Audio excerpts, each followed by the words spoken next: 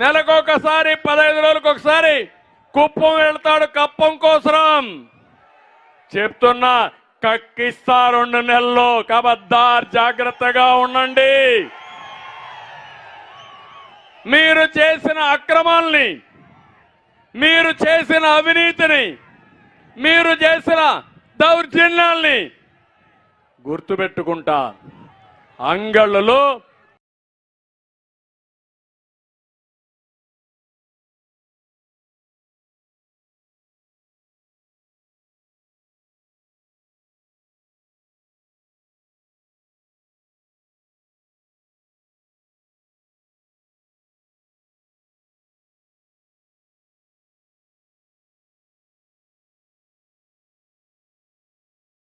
ఆరు 600 మంది పైన మా కార్యకర్తలు చేస్తా.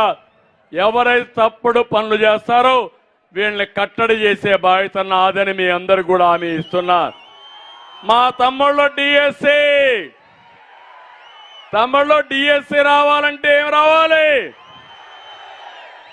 ఎవరు రావాలి? మీరు పనిచేయండి. డిఎస్సి పెట్టే బాధ్యత నాది, ఉద్యోగాలు ఇచ్చే బాధ్యత మాదని మరొకసారి మీకు హామీ ఇస్తున్నా. తమిళలో ఇదే కాదు, పులివెందల, ఈరోజు పులివెందల పంచాయతీ ఒకటి తయారైంది.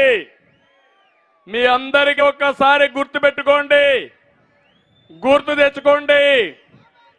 రాజశేఖర్ రెడ్డి గారు ముఖ్యమంత్రిగా ఉంటే అడ్డంగా దోచేసిన వ్యక్తి జగన్మోహన్ రెడ్డి. ఆయన చనిపోయాడు. మొత్తం అవినీతి బయట వచ్చింది.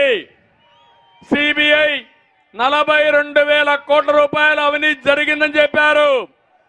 ఆ సమయంలో తప్పించుకోవడానికి కేసుల నుంచి చనిపోయిన తండ్రి పైన కేసు పెట్టుకోండి, నాకు సంబంధం లేదని ఎఫ్ఐఆర్ వేసుకోమని చెప్పిన వ్యక్తి ఈ జగన్మోహన్ రెడ్డి. అవునా కాదా అని మిమ్మల్ని అడుగుతున్నా.